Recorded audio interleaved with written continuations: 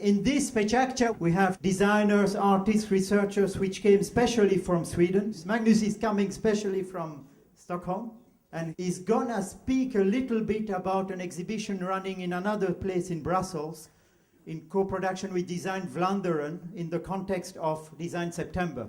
I'm coming from something called the Interactive Institute, and it's a fabulous place, actually, that's coming from the governmental funding. Belgium should do that, by the way. Yeah, I know. In that sense of we're combining art, design, and information technology. And we had the opportunity during 10 years to work with very experimental work. And we are about 50 people, everything from academia to artists, very cross-disciplinary, and it's been a lot of different projects that's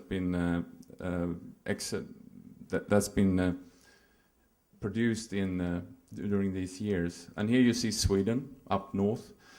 We're spread out in Sweden with the head office in Stockholm. And it's based on the research. Some of the research, we also now showing an exhibition, as Anak was saying. This talk, I want to start up with reflections on quite a lot of exhibitions and projects we've been doing in terms of understanding beliefs of technology. Because when we put a project out there, we also get a lot of stories.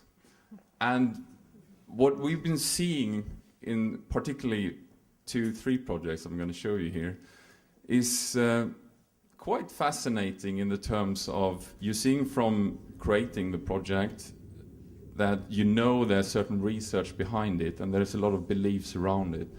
So this is one project we did for some years ago. It's called Brain Ball. And basically you compete in being the most relaxed person. So the most relaxed person will get the ball over to the other side. So it's a total anti-game. I mean, it turns around the whole concept of games. And looking into the project, it's quite complex, the world of neurology. So we had about 3-4 neurologists working with us before we found the right one, because the first 3 wanted to shave the head of people.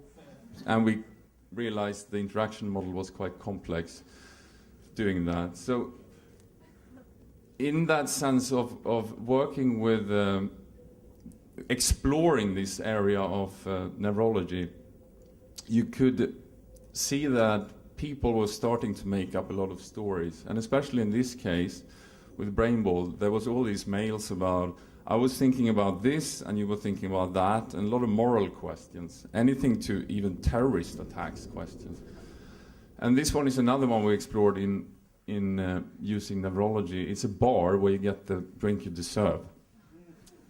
And interesting with this one is that the dialogue or the understanding of the machine basically came out of the color of the drink. People start talking and discussing about the understanding of the machine through the color of the drink.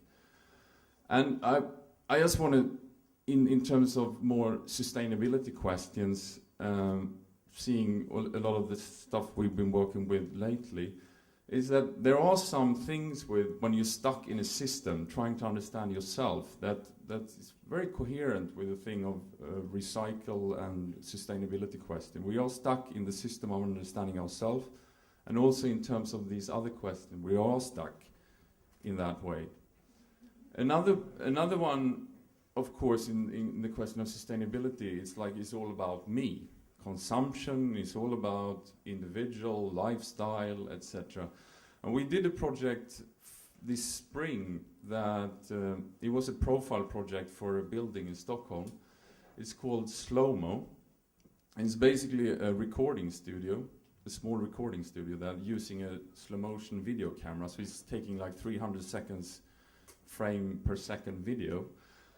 And then it's shooting down to a big media server that feeds a number of screens, and now it's going to be an outdoor screen as well. And basically you have a number of slow motion portraits floating around. What happened was that people started to first explore the technology, and eventually, after slapping each other for like quite some time, they there were more social responsibility questions in that sense of how do I communicate myself, and how do I communicate myself in this social space.